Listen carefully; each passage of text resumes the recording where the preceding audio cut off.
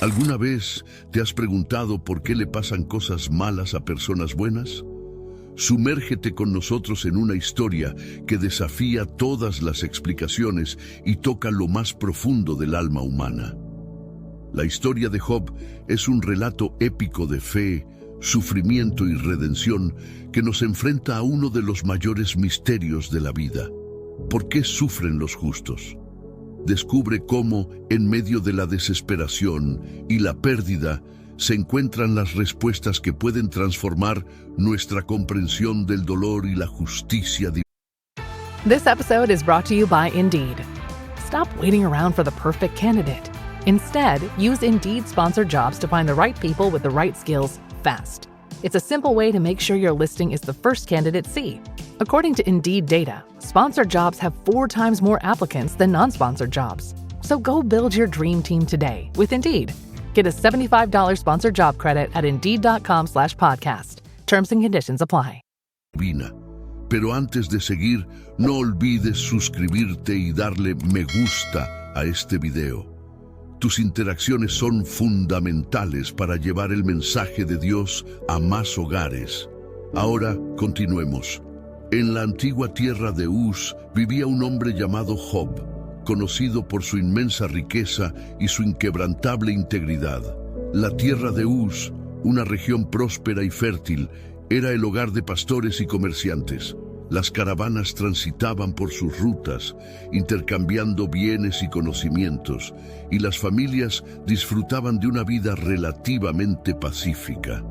En medio de esta abundancia, Job destacaba no solo por su riqueza material, sino también por su profunda devoción y su vida intachable. Job era un hombre extremadamente próspero, dueño de 7,000 ovejas, 3,000 camellos, 500 pares de bueyes y 500 asnas, además de una gran cantidad de sirvientes. Su hogar era un símbolo de abundancia y bienestar. Job tenía una gran familia, 7 hijos y 3 hijas, quienes eran motivo de su mayor orgullo. Frecuentemente, sus hijos organizaban festines en sus casas, invitando a sus hermanas para compartir la comida y el vino en un ambiente de alegría y unidad familiar. A pesar de su riqueza, Job no se dejó corromper por la opulencia. Era conocido por su justicia y por su temor a Dios. Tras cada festín, Job se levantaba temprano y ofrecía sacrificios quemados por cada uno de sus hijos, temiendo que, en su alegría, pudieran haber pecado y maldecido a Dios en sus corazones. Job 1:5. Se levantaba temprano y ofrecía un holocausto por cada uno de ellos, pensando: tal vez mis hijos hayan pecado y maldecido a Dios en su corazón. Para Job, esta era una costumbre cotidiana. Este ritual de purificación era una práctica constante, reflejando su profundo compromiso con la rectitud y su preocupación por la pureza espiritual de su familia. La reputación de Job como un hombre justo y temeroso de Dios era bien conocida. Su vida ejemplar se reflejaba en sus acciones diarias, siempre buscando hacer lo correcto y evitar el mal. La relación disciplinada de Job con Dios y su vida de devoción servían como un faro de moralidad en su comunidad, y él era respetado tanto por su piedad como por su éxito terrenal. Un día, en el cielo, se celebró una asamblea de los ángeles ante el Señor, y Satanás también se presentó entre ellos. Dios, consciente de la excepcional integridad de Job, le preguntó a Satanás si había notado a su siervo Job, un hombre sin igual en la tierra, íntegro y recto, temeroso de Dios y apartado del mal. Job 1:8. Y el Señor le dijo: ¿te has fijado en mi siervo Job? No hay en la tierra nadie como él. Es un hombre intachable y recto, que me teme y se aparta del mal. Satanás, sin perder tiempo, replicó que Job temía a Dios únicamente porque había sido bendecido con abundantes riquezas y protección. Satanás desafió a Dios, argumentando que si se le quitaban todas sus bendiciones, Job seguramente maldeciría a Dios. Aceptando el desafío, Dios permitió a Satanás poner a prueba la fe de Job. pero con una condición: no debía tocar su vida. Job 1:12. Muy bien, le dijo el Señor a Satanás. Tienes permiso para quitarle todo lo que posee, pero no le pongas la mano encima. Entonces, Satanás se retiró de la presencia del Señor. Con este permiso, Satanás partió, decidido a demostrar que la devoción de Job no era más que una consecuencia de sus bendiciones materiales. En un solo día, la vida de Job cambió drásticamente cuando una serie de calamidades lo golpeó sin piedad. Mientras los bueyes de Job araban y las asnas pastaban, un grupo de sabeos atacó de repente, llevándose los animales y matando a los sirvientes con la espada. Uno de los sirvientes logró escapar y corrió a contarle a Job la terrible noticia, marcando el comienzo de una cadena de tragedias inimaginables. Job 1:15. Y de repente atacaron los sabeos y se los llevaron. Mataron a los sirvientes a filo de espada y solo yo he escapado para contártelo. No había terminado de hablar el primer mensajero cuando llegó otro con más noticias devastadoras. Un fuego enviado desde el cielo había caído y consumido las ovejas y a los sirvientes que las cuidaban, dejando únicamente al mensajero para contar lo sucedido. Job 1:16. Cayó del cielo un fuego de Dios que quemó a las ovejas y a los sirvientes y los consumió. Solo yo he escapado para contártelo. El horror de Job aumentaba con cada palabra, y el cielo, que antes parecía una bendición, ahora era la fuente de su desesperación. Mientras el segundo mensajero aún hablaba, apareció un tercero, informando que 3 bandas de caldeos habían atacado los camellos y matado a los sirvientes con la espada, llevándose todos los animales. Una vez más, solo uno de los sirvientes sobrevivió para relatar la catástrofe. La destrucción de su ganado y su riqueza material era completa, pero lo peor aún estaba por llegar. El golpe final llegó con un cuarto mensajero que trajo la noticia más devastadora de todas. Mientras los hijos e hijas de Job celebraban en la casa del hermano mayor, un fuerte viento del desierto golpeó la casa, derrumbándola sobre ellos y matándolos a todos. El mensajero, que había logrado escapar, informó a Job sobre la trágica muerte de sus hijos, dejándolo sumido en un dolor indescriptible. A pesar de las noticias devastadoras, Job se levantó, rasgó su manto y se rasuró la cabeza en señal de duelo. Se postró en el suelo y adoró, diciendo, Job 1:21. Desnudo salí del vientre de mi madre y desnudo volveré allá. El Señor dio y el Señor quitó. Bendito sea el nombre del Señor. En medio de su inmenso sufrimiento, Job no pecó ni culpó a Dios por su desgracia, demostrando una fe inquebrantable a pesar de sus pérdidas. En el cielo, Dios volvió a reunirse con Satanás y le preguntó si había notado la persistente integridad de Job, a pesar de haberlo incitado a destruirlo sin motivo. Job 2:3. El Señor dijo a Satanás, ¿te has fijado en mi siervo Job? No hay en la tierra nadie como él. Es un hombre intachable y recto, que me teme y se aparta del mal, y sigue siendo tan íntegro como siempre, aunque tú me incitaste contra él para arruinarlo sin motivo. Satanás respondió que un hombre daría todo lo que tiene por su vida, y propuso que si se le permitía tocar la salud de Job, éste seguramente maldeciría a Dios. Job 2:4-5. Piel por piel, replicó Satanás. Un hombre dará todo lo que tiene a cambio de su vida, pero extiende la mano y hiere su carne y sus huesos, a ver si no te maldice en tu propia cara. Dios, confiado en la lealtad de Job, permitió a Satanás afligir a Job físicamente, pero nuevamente sin quitarle la vida. Así se preparó el escenario para una prueba aún más severa de la fe de Job. Satanás, habiendo recibido permiso para probar aún más a Job, lo afligió con llagas dolorosas desde la planta del pie hasta la coronilla. Job, una vez respetado y admirado, ahora se encontraba sentado en cenizas, rascándose con un trozo de cerámica para aliviar su insoportable dolor.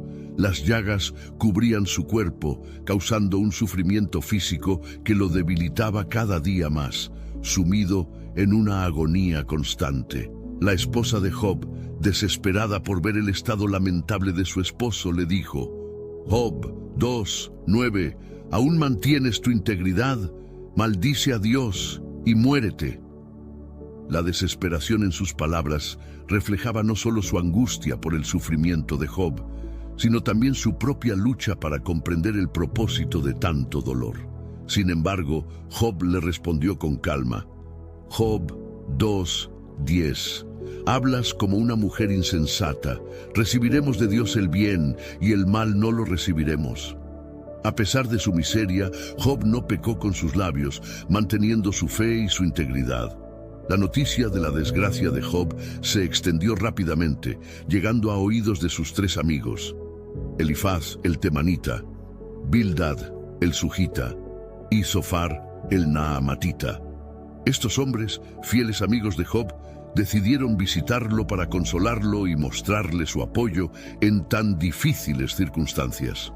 Al ver a Job desde lejos, apenas podían reconocerlo debido a su lamentable estado.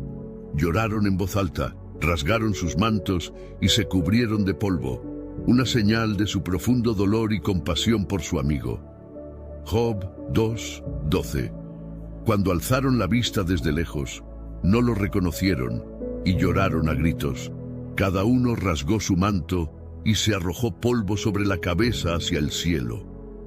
Durante 7 días y 7 noches, los 3 amigos se sentaron en silencio junto a Job. No dijeron una palabra. Job 2:13. Luego se sentaron en el suelo con él durante 7 días y 7 noches, sin decirle una palabra, porque veían que su dolor era muy grande. El silencio era su forma de mostrar respeto y solidaridad, una presencia que acompañaba el dolor sin necesidad de palabras. Finalmente, después de estos días de silencio, Job rompió su mutismo y expresó su angustia. Abrió su boca y maldijo el día de su nacimiento, deseando no haber nacido para evitar el sufrimiento que ahora lo consumía. Job 3:3. Perezca el día en que nací, y la noche en que se dijo: un niño varón ha sido concebido. Lamentó Job. Sus palabras eran un grito de desesperación, un clamor desde lo más profundo de su dolor y confusión. La voz de Job, llena de amargura y tristeza, resonó en el aire pesado. Describió su angustia, preguntándose por qué la vida había sido tan cruel con él. Job 3:20-22. ¿Por qué se da luz al que sufre y vida al amargado de ánimo, a los que esperan la muerte y no llega, aunque la buscan más que a tesoros escondidos, a los que se alegran sobremanera y se regocijan cuando hallan el sepulcro? Sus amigos, aún en silencio, escuchaban sus lamentos, comprendiendo que las palabras eran insuficientes para consolarlo en ese momento. Job había abierto su corazón, mostrando la intensidad de su sufrimiento y la profundidad de su desesperación. Elifaz, el temanita, fue el primero en romper el silencio, ofreciendo su perspectiva sobre el sufrimiento de Job. Con una voz suave pero firme, le dijo: Job 4:7. ¿Acaso puede el hombre ser de provecho para Dios? Dios corrige a aquellos que ama. Recuerda ahora, quién siendo inocente ha perecido.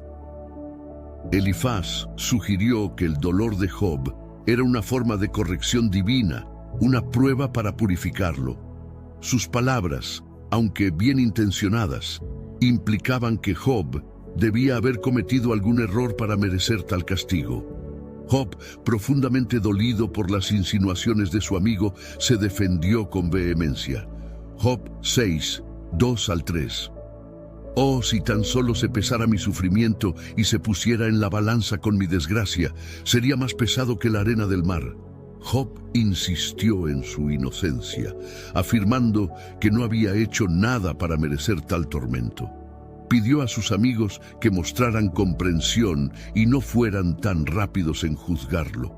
Su dolor no era consecuencia de alguna falta secreta, sino un misterio que solo Dios podía entender.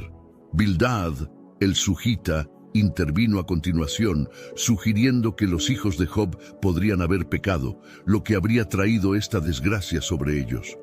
Job 8, 4-6. Si tus hijos pecaron contra él, él los entregó en el poder de su transgresión.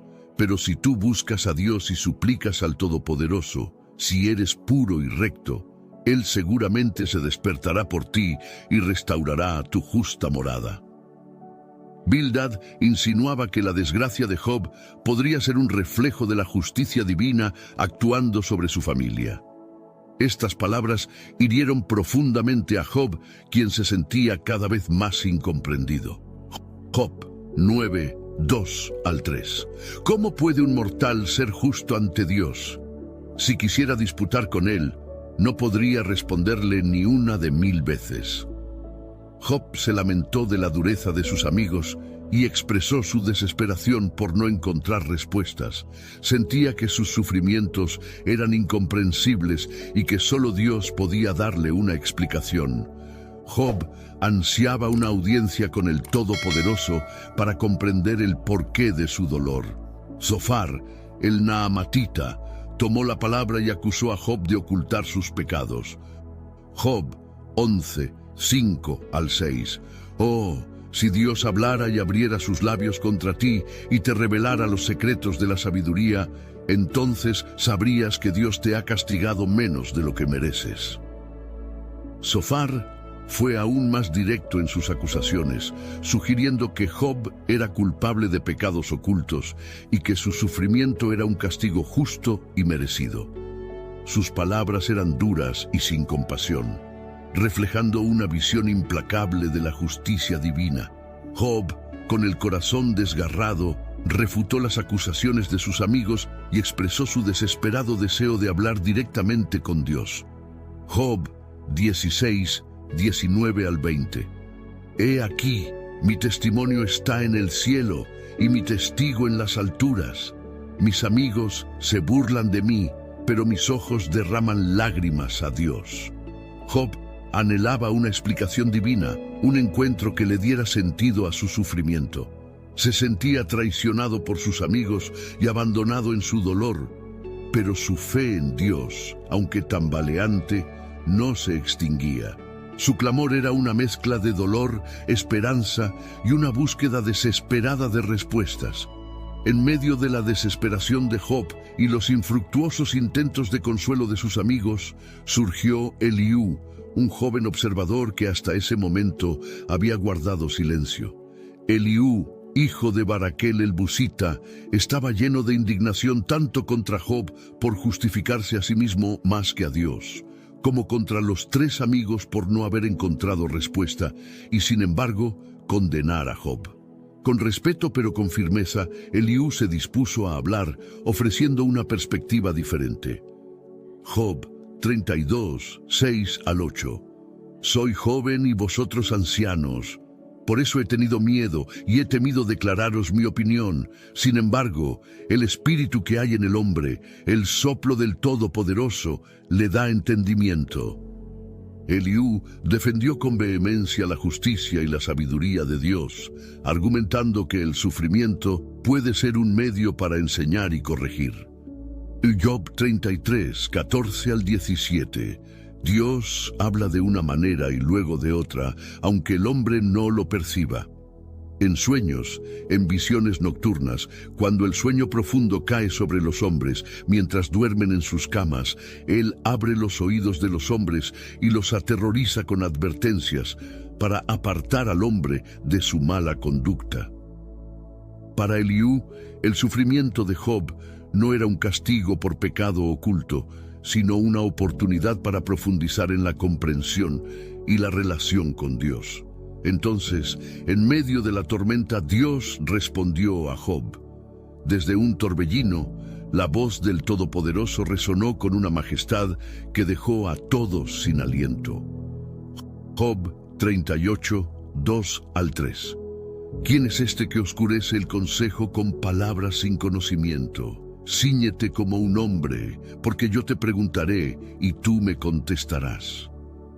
Con estas palabras, Dios comenzó a cuestionar a Job, llevándolo a reflexionar sobre la inmensidad y la complejidad de la creación.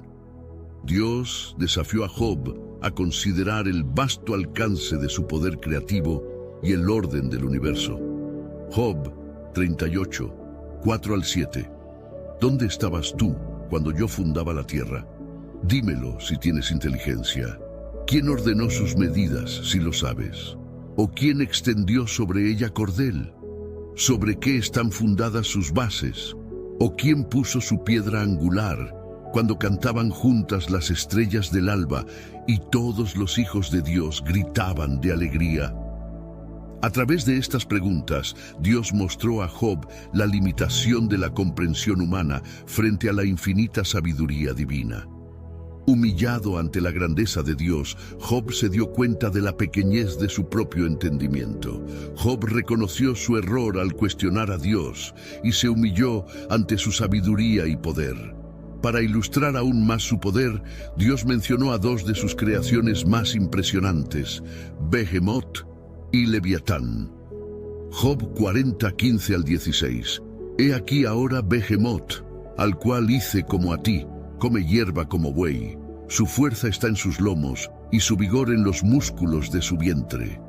Y sobre Leviatán, Dios preguntó, Job 41, 1 al 2. ¿Sacarás tú a Leviatán con anzuelo, o con cuerda que le eches en su lengua? ¿Pondrás tú soga en sus narices, o horadarás con garfio su quijada? Estas criaturas simbolizaban la fuerza indomable y la majestad del poder creador de Dios, recordando a Job que hay misterios más allá de la comprensión humana. Job, humillado y consciente de su insignificancia ante la inmensidad de Dios, se arrepintió sinceramente de sus palabras precipitadas. Job 42, 2 al 6. Yo conozco que todo lo puedes, y que no hay pensamiento que se esconda de ti. De oídas te había oído, mas ahora mis ojos te ven. Por tanto me aborrezco y me arrepiento en polvo y ceniza. En su arrepentimiento, Job reconoció la limitación de su comprensión humana y la infinita sabiduría de Dios. Dios, satisfecho con la humildad de Job, se volvió hacia los amigos de Job, Elifaz, Bildad y Zofar. Los reprendió por no haber hablado lo correcto acerca de él, como lo había hecho su siervo Job. Job 42, 7 al 8. Mi ira se ha encendido contra ti y contra tus dos compañeros, porque no habéis hablado de mí con rectitud, como mi siervo Job. Ahora pues, tomad 7 becerros y 7 carneros, e id a mi siervo Job, y ofreced holocausto por vosotros, y mi siervo Job orará por vosotros, porque de cierto a él atenderé. Los amigos de Job hicieron como Dios les mandó, y Job oró por ellos, y Dios aceptó su intercesión. Después de esto, el Señor restauró a Job a su estado anterior, e incluso lo bendijo con el doble de lo que tenía antes. Todos sus hermanos, hermanas y conocidos vinieron a consolarlo y a compartir su alegría. Cada uno le dio una pieza de dinero y un anillo de oro. Dios bendijo el final de la vida de Job más que su comienzo, y le dio 14,000 ovejas, 6,000 camellos, 1,000 yuntas de bueyes y 1,000 asnas.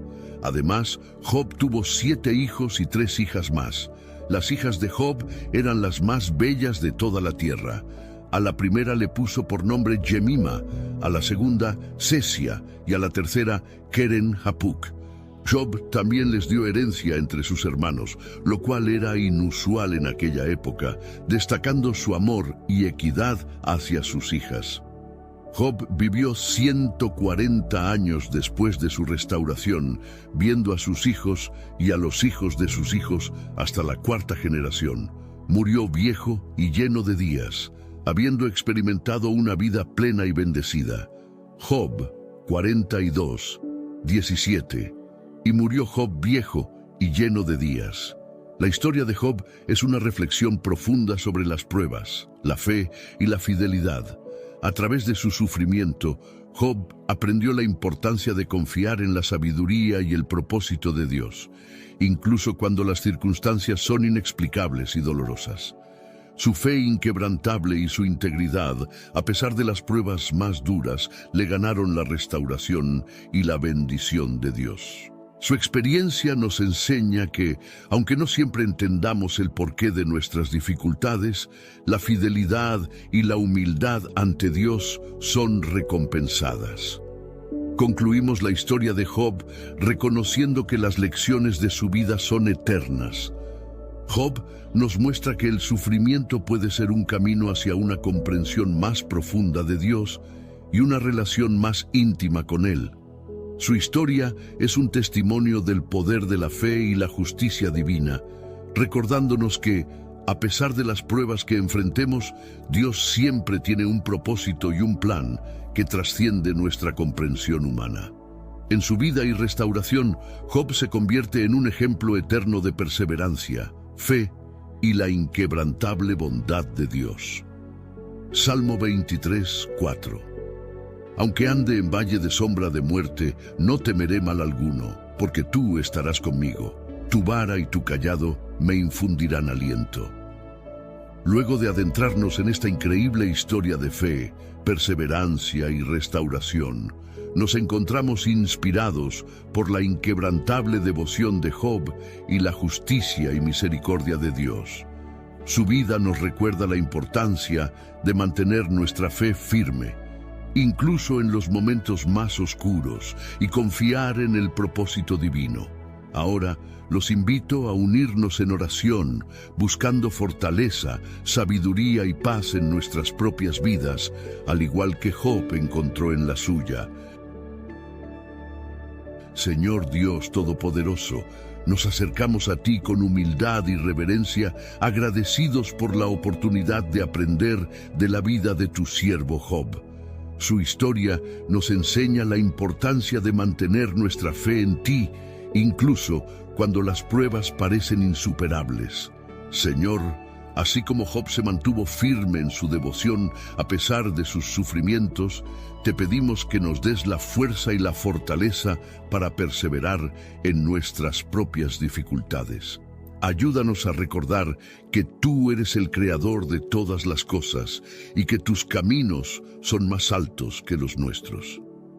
En momentos de duda y desesperación, llénanos con tu paz, que sobrepasa todo entendimiento, y guíanos con tu sabiduría. Permítenos ver más allá de nuestras circunstancias inmediatas y confiar en tu plan perfecto para nuestras vidas. Señor, te pedimos que nos des un corazón puro y humilde, como el de Job, que siempre busque honrarte y obedecerte.